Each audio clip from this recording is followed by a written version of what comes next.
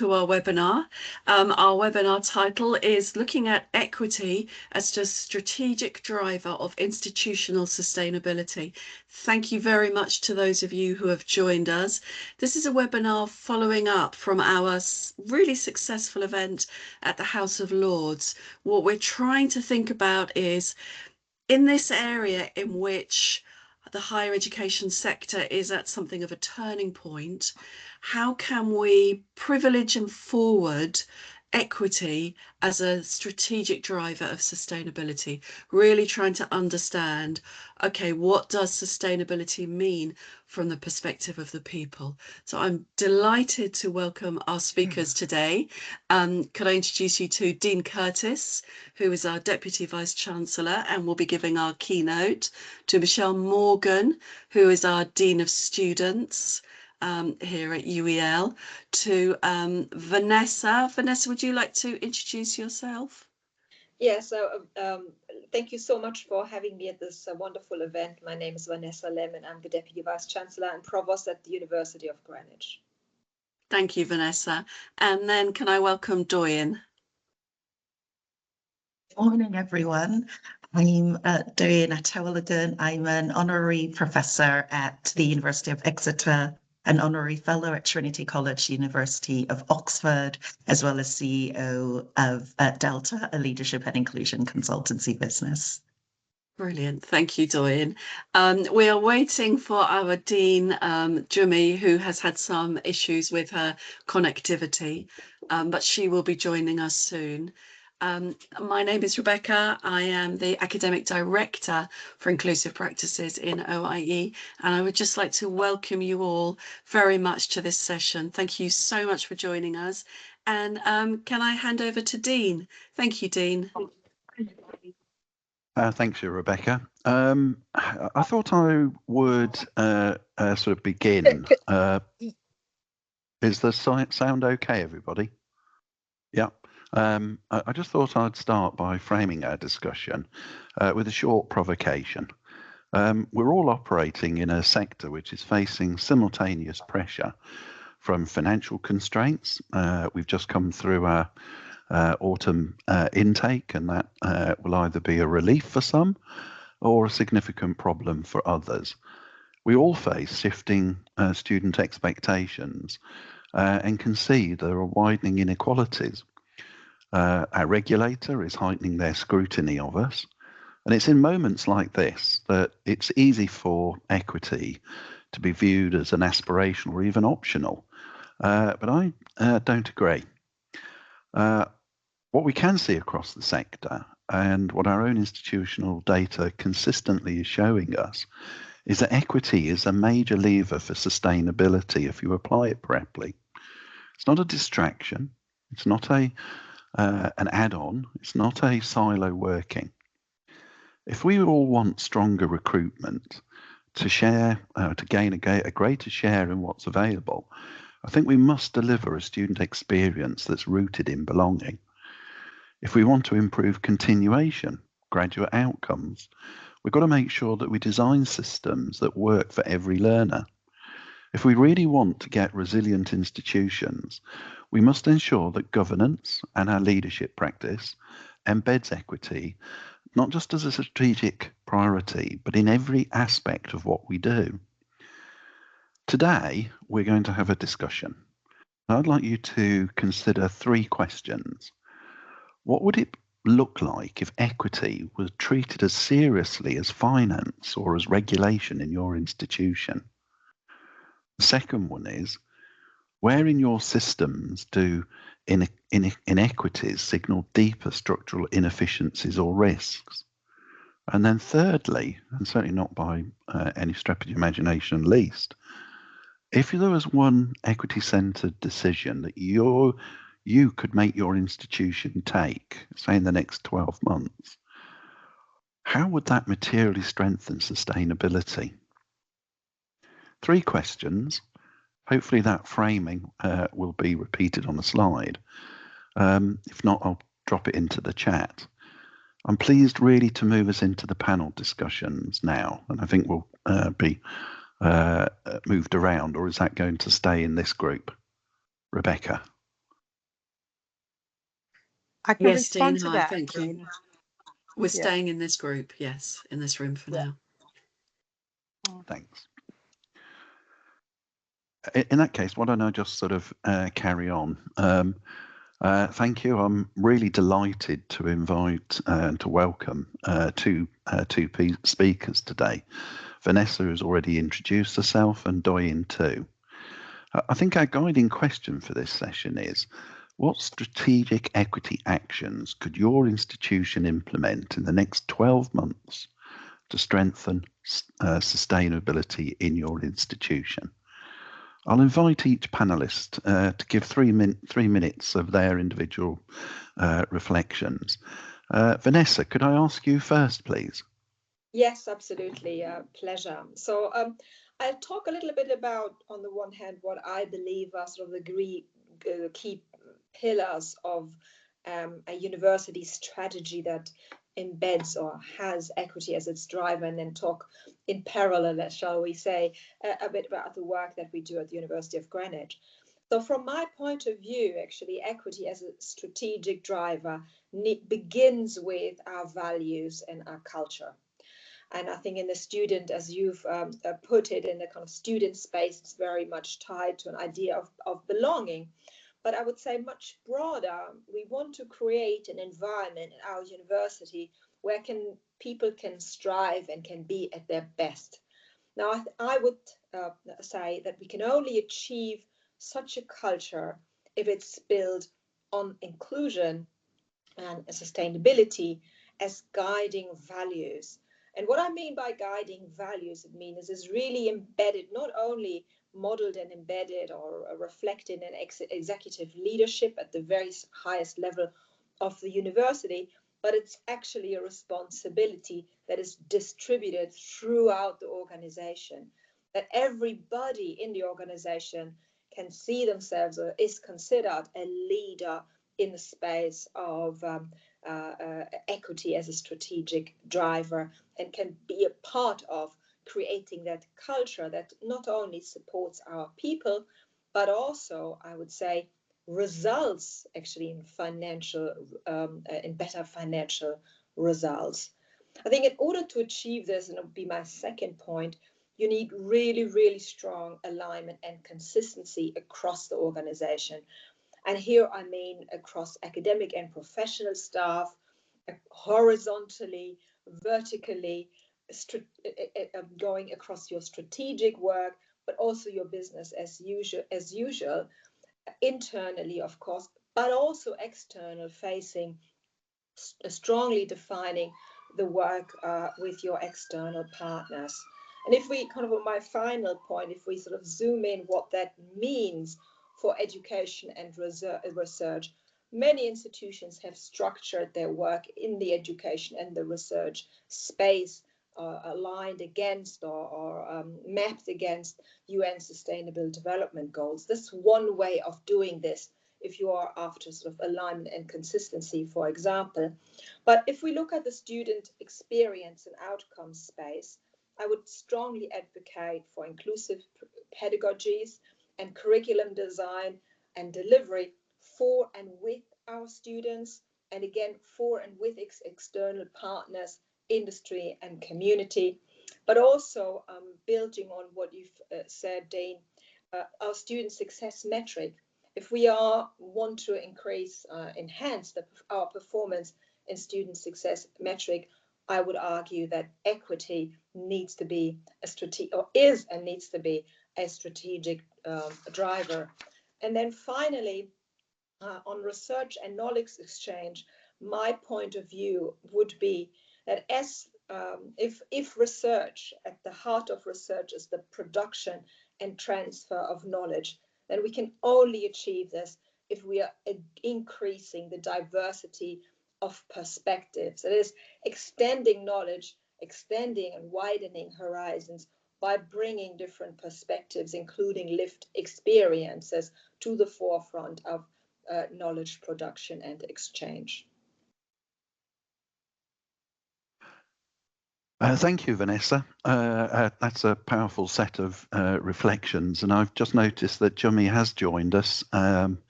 Good morning, Jummy. Hopefully you're okay and will contribute shortly.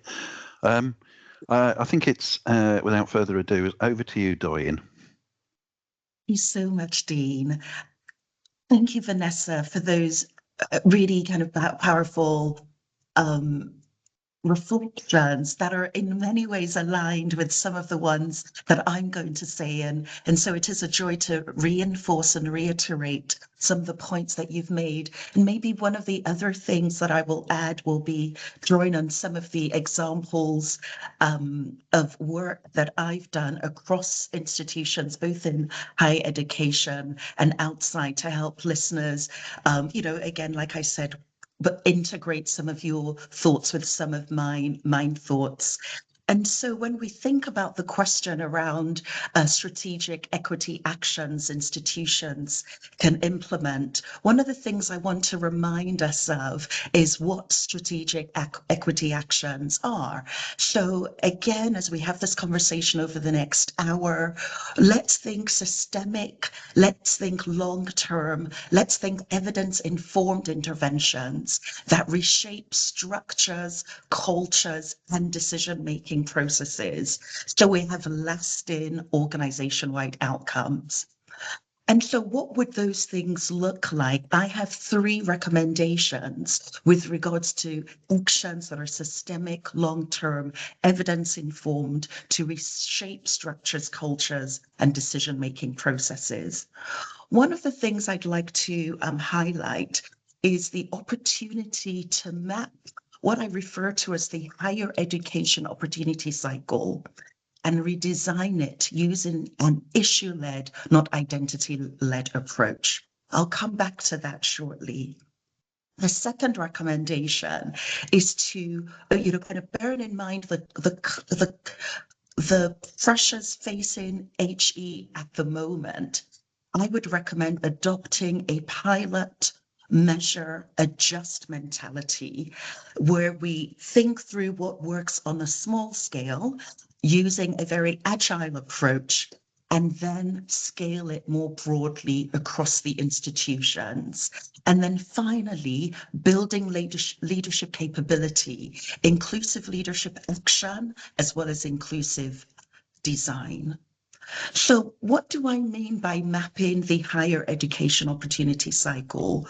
What I'd like to do is share something that we use in many sectors, including HE, but I would like to offer the audience to think about what this might mean across different contexts and individuals within HE. So when we think about the opportunity cycle, when we think purely about maybe kind of careers rather than student experiences, many of us will recognize some of the differential experiences that happen once individuals join an organization, the opportunities they have for stretch projects, which might be where their potential is deferred or their contributions are downplayed, and opportunities to get into high profile roles are delayed, such that careers are derailed.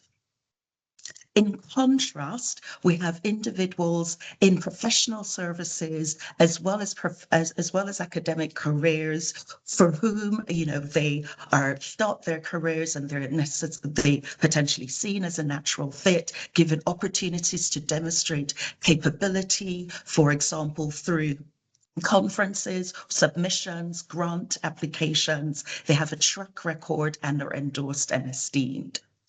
I'm just using this as one illustration. I'm going to stop sharing now to really highlight the capacity that we have to deepen our understanding of the higher education opportunity cycle when we think not just about professional services and, for example, research staff, but also think about students, postgraduate, undergraduate, international, and home students.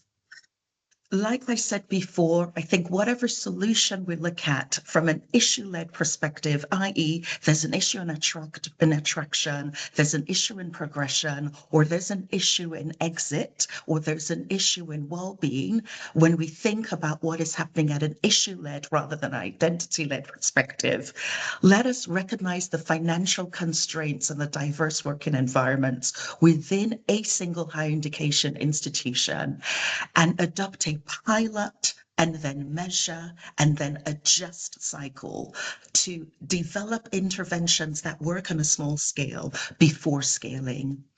And then finally, like I said, let's build leadership capability, because leaders, like we've heard already from Vanessa, are architects of your inclusion ecosystem. And so developing inclusive leadership as action, as behavior, and inclusive design, and establishing cross-functional or maybe even cross-institutional leadership learning circles to test this will help embed and build an inclusion ecosystem that is sustainable within an HE institution. Thank you. Well, thank you for that, Doreen. Incredibly insightful and thought-provoking. I'm going to close the panel in a moment. I think great thanks for both of our panelists. You've offered us some rich perspectives and clear challenges for us to consider. We're going to move into breakout discussions now to explore some practical actions. And my first of those is to see if it's Jummy or Rebecca who's going to actually take over that. I'm happy to give some direction in terms of what we're doing next. Dean, I want to say a big thank you for facilitating the conversation. And Vanessa and Doreen, what rich contribution it's like just kind of, serving a variety of, ideas. And, as I'm listening to both of you, what I'm thinking is this is exactly what the space is meant for, to actually give each of us an opportunity to rethink, reimagine, challenge our norms and and ways of, doing things within our own system, but to actually turn it on its head and do it differently, based on new ideas, new ways of thinking that we're picking up from the conversations that we're going to be having, not just today, but, following all the other series of webinars. So we're just, on our way to having these, a variety of dishes of, ideas being, served up. So I hope that you leave this event feeling like, so many ideas are percolating in your, consciousness, so that you can go back and, just be disruptive in a very positive way, in terms of, your inclusion ecosystem, to use Doreen's phraseology. All right. At this point, I'd like to invite us to move into the breakout rooms. Each room would have a chair, who is the facilitator, and a co-chair, who would be the scribe. The idea is that we would have the conversation that is guided by one question. So the facilitator in the room will give you what that question is, promote conversation, and then the scribe will keep note of practical ideas and strategies, but also maybe some challenges and barriers. But ultimate goal is that you come back with very succinct, 3 or 4 set of, actions, and maybe opportunities for collaborations, suggestions and, recommendations from your room. So I think in this next phase of conversation, the scribe have the bigger job to do in terms of making sure the ideas are captured, correctly. So I'll leave you in Yolanda's capable hands. She's going to send us all into our breakout rooms. And when we come back, the scribes, please be ready to share the strategies finalized in your rooms. Thank you, everyone. Welcome everybody back. I hope everybody's had some engaging discussions. And now it's comes to the time to invite each of the rooms to present their themes that came out, in particular identifying any of their actionable recommendations, any key enablers and barriers, any sector collaboration that was identified, and finally, what's going to happen in the next 12 months. So over to the first room, room 1. Okay, hi. Oh, Doyen, over to you. Sorry, Doyen, I thought you'd left. Please, I'll pass it back to you if that's okay. Okay, no, as that's I am going perfect. to Thanks, talk. Doyen. And you. thank you for chairing, Doyen. We had a really interesting conversation. There was a lot going on in the room. And in terms of themes, I think one of the main things was around leadership, authenticity, responsibility, a proposal to have KPIs that are specific for each person, each leader, but also consistent across the institution, that focused on equity. And we had some debate about, well, does that mean that it becomes slightly diffused and so nobody's got responsibility for it because everyone has, and some discussion about accountability. Richard shared that what he's hearing quite a lot is that from their members is that people really are wanting to raise the conversation about understanding their personal why for EDI, linking it to organizational goals and success, to really own it, articulate it, but be authentic and honest about precisely why they are doing it, which was really interesting. We did some research a couple of years ago that kind of showed more talk than doing. So it was interesting to hear that piece about the doing as well. A little more conversation then about KPIs and barriers in terms of fragmentation. So fragmentation within schools and across institutions, and a sense as well of the time element of that people perhaps aren't able to access spaces to understand what's going on. Conversation then about data and data gaps and the need to really understand what's happening, and some of those things around resources, so that we don't necessarily always have a full picture of the issues at a structural and systemic level. We talked a little bit about, for example, micro workspaces, and of people having a micro workspace here and there. To what extent is that pulling out individuals? We talked as well about the importance of an inclusive education mandate within all the different pedagogies, but also importantly in terms of assessment. Time came up again, and the need for training of colleagues onward going, so that everyone is taking responsibility for this area and driving it forward, and a proposal that perhaps we could create some collaboration around inclusive assessment revisions, bringing in teaching intensive and research intensive institutions together to together share practice around inclusive assessment. Doyen, I think that's everything. Have I missed something? Those are the key points. Thank you so much, Rebecca. Brilliant. Thank you, Doyen. And thank you to everyone who contributed. Thank you for that sort of feedback. That was very detailed and quite inspiring. I wonder if we could move to room 2 now, please, Michelle. Hi, yes, thanks. We had a great discussion. We kind of got focused on the first 2 questions, but there was lots and lots of discussion. So Precious, can I ask you to kind of give the key highlights that you managed to capture for us? Thank you. Thank you, Michelle. So with the first question on the strategic actions to strengthen sustainability, one of the first points we spoke about was about student retention and belonging. So how we can strengthen students' sense of belonging, both within their discipline and their institution. Some of the actions looked at how we can start small, focusing on initiatives to work in an agile way and then scale up. We also spoke about microaggressions in placements. How can we address these challenges that students face in the workplace setting? Safeguards that could be provided. How can we make students more career ready to support their placements and improve retention? And how can we also embed awareness of workplace culture into our teacher training? The third important point that we spoke about in that first question was about supporting apprenticeships. So how can we review the support that we provide our students with?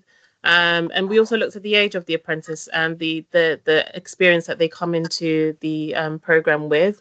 And then finally, we spoke about having difficult conversations. So how can we prepare staff and students for uncomfortable but necessary discussions? We need to clarify what equity means and from whose perspective. So how do we define equity? And how do we ensure that definitions reflect real workplace environments? And finally, how can we capture feedback from both students and staff to inform on career development and institutional understanding? Now, on the second question, where we spoke about enablers and barriers, some of the key points mentioned for enablers were how can we embed EDI firmly into the university strategy and vision to recognize, how can we also use recognition and reward mechanisms that value and celebrate individuals who demonstrate inclusive behaviors. And in terms of barriers, we spoke about a tendency to operate in a reactive space with limited opportunity for strategic alignment due to the fast-paced environment. And also we spoke about the challenges that remain in translating strategy into action, and also a lack of significant buy-in across the university, which can prevent meaningful change taking place. And we didn't get to really address the third question. Thank you, Precious. That was a brilliant summary. Yeah, thank you very much for that. Can we ask, I think it was Vanessa in room 3 to report back, please? Yes, thank you so much. So I would say if I'd have to summarize what we discussed, I would say we spoke about really the fundamental components and elements or must-haves for any organization, whether it's a university or other, if it wants to achieve equity. I think, Samson, you've got the list. Yes, I do. Thank you very much, everyone. And before I even start, I'd like to say thanks to everyone in the group for their contribution. So our discussion started off with barriers, the issues that we face and what the potential enablers can be. I think the first point that was raised was around equity starts with equal pay. I'll probably like to add to that equal pay and pay gaps. And the person that raised this point mentioned that this attaches value to individuals, and when staff feel like they are valued, then they are more than willing to contribute their utmost to the organization. So they believe that equity starts with equal pay and with rewards. We then talked about promotion processes being made equitable. There remains an issue around goalposts being shifted every time people reach the point where they're supposed to receive their promotions and have been given prior prerequisites to get in that promotion, and upon completing that, they then get told, right now, this is what you need to do now. So again, promotion processes need to be made equitable. And the third contributor mentioned something around hierarchies and walls and the lack of transparency and accountability.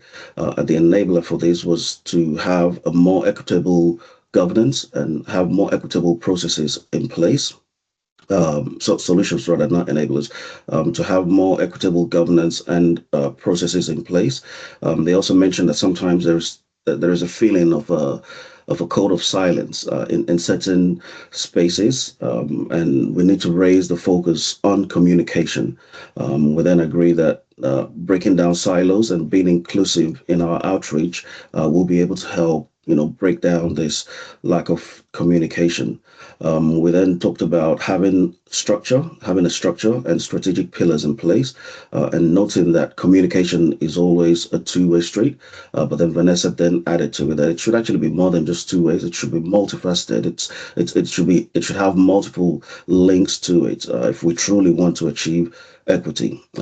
We also mentioned being evidence-based or having an evidence-based focus and having that as a priority. A couple of colleagues shared some of the best practices that they're currently adopting, both within the university and outside of UEL, but in their different domains, some of the best practices that they're using. One of them being having inclusion right at the very starting point of decision making, or setting up policies, or setting up procedures and processes and all of that. It takes away a lot of the hard work towards the end, and it makes inclusion not an afterthought, but actually something that starts off the entire process from the beginning. And we had a very, very interesting, provocative point, one that I really liked, and the contribution was around equity is really and actually a human right, and not so much a strategic driver. And that was more to challenge the title of even this webinar. And I think the point there was that language is very, very important. And I like this particular line because I think I wrote it down verbatim if I got it right. And the contributor said, we need to tap into people's motives if we want to improve engagement. So those were the key points that we kind of like had enough time to go through. Vanessa, I hope I've succinctly listed all the points that we talked about. Fantastic. Thank you so much. I think we had one more. The last one was about the culture of sponsorship as well. But that one of the contributors kindly shared as a project as well of starting from zero. How can be scaled up? No, thank you so much. Brilliant.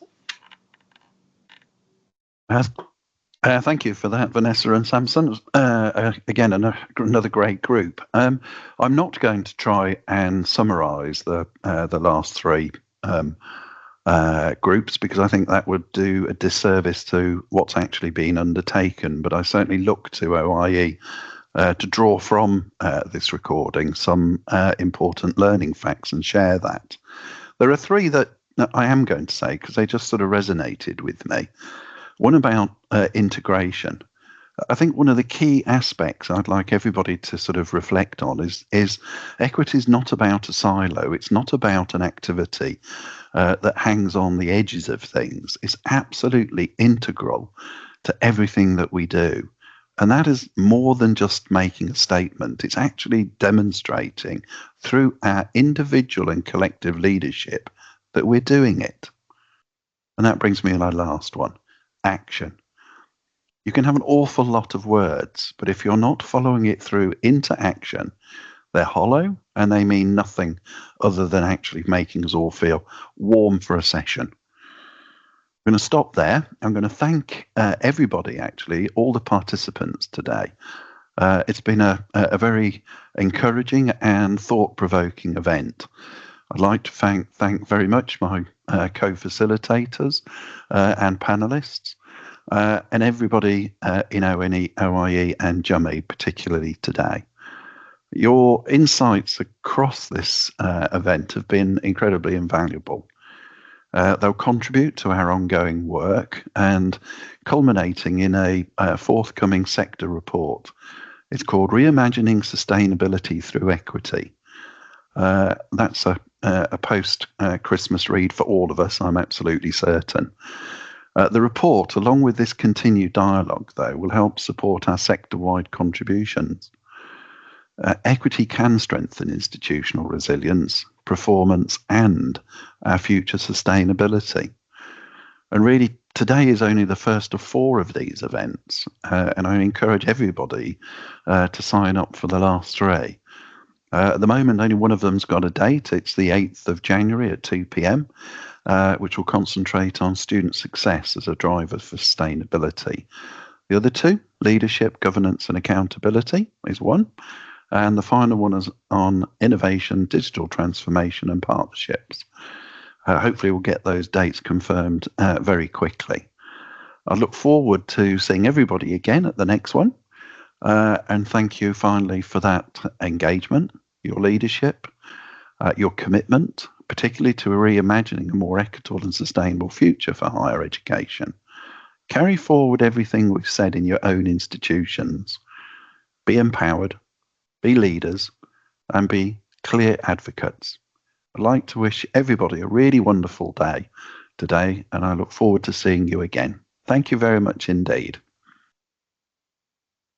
Thank you. Bye-bye. Thank you so much. Thank you. Thank you. Thank you. Thank you, Thank you very much. everyone. Lovely to see you all. Thank you. Thank you.